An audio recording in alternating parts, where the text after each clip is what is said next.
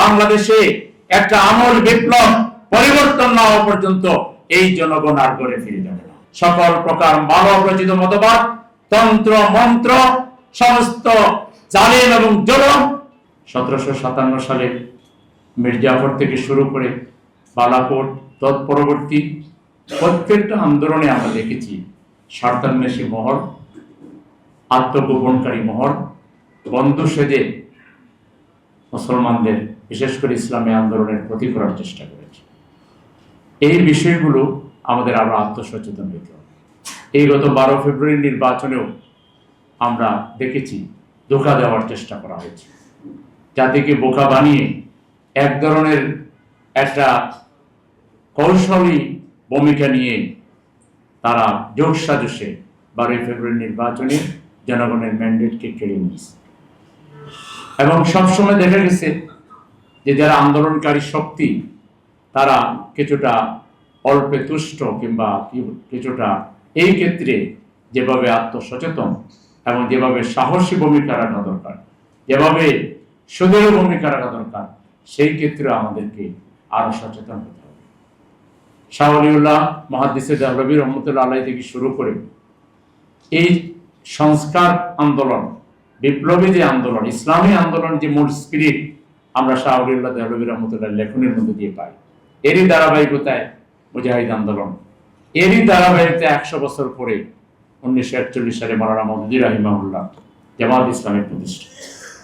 এবং এই সব আন্দোলনের মধ্যে একটা বড় ডিফারেন্স পাওয়া যায়, সেটা হলো বাকি আন্দোলনগুলোর যারা উদ্যোক্তা ছিলেন, দায়িত্বশীল ছিলেন, তারা লেখালেখি এবং জনগণকে নানাভাবে মোটিভেট করেছেন বিপ্লবের জন্য, জিহাদের জন্য, এবং মানুষ জিহাদও করেছে, শাহাদাতও বরণ করেছে।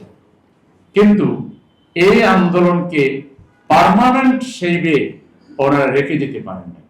মাওলানার এখানেই বৈশিষ্ট্য হলো যে তিনি এই আন্দোলনকে একটি শক্তিশালী সাংগঠনিক রূপ দিয়ে গেছেন, যার দ্যুতি, যার আলো আমরা দেখি পৃথিবীর দেশে দেশে ছড়িয়ে পড়েছে। আজকে মাওলানার চিন্তাধারা, তার লেখনী এবং তার সাংগঠনিক যে কাঠামো, সাংগঠনিক যে স্ট্রাকচার, এইটাই এই বাংলাদেশের কথা চিন্তা করে।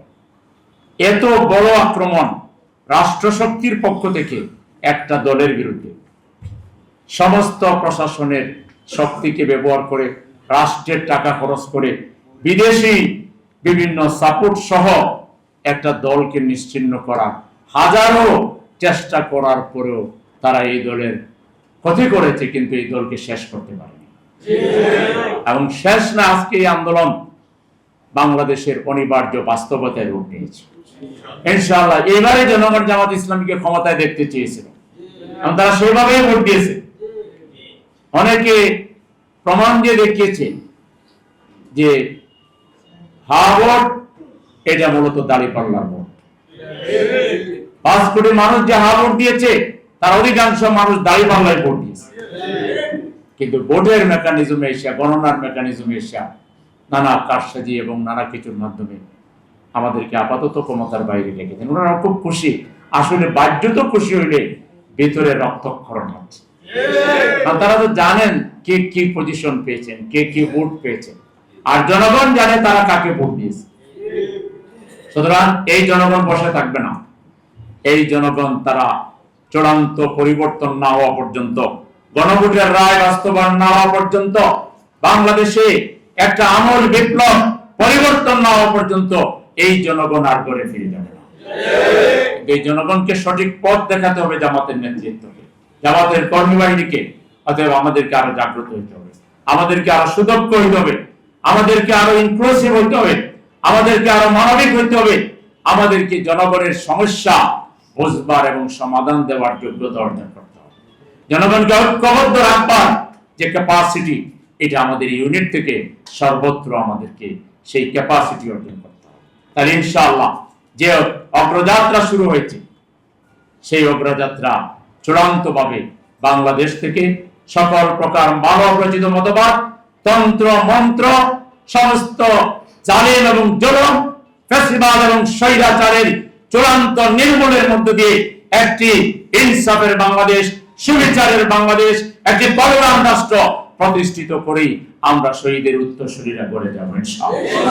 আর আগ পর্যন্ত সেই বালাকোটের শিক্ষায় দীক্ষিত হয়ে সেই ইতিহাসের প্রত্যেকটা আন্দোলনের সেই ধারাবাহিকতায় আমরা সেই আন্দোলনের উত্তরসূরি, আমরা চূড়ান্ত বিজয় অর্জন না হওয়া পর্যন্ত এই আন্দোলনে আমরা কোনো ক্রান্তি দেব না ইনশাআল্লাহ।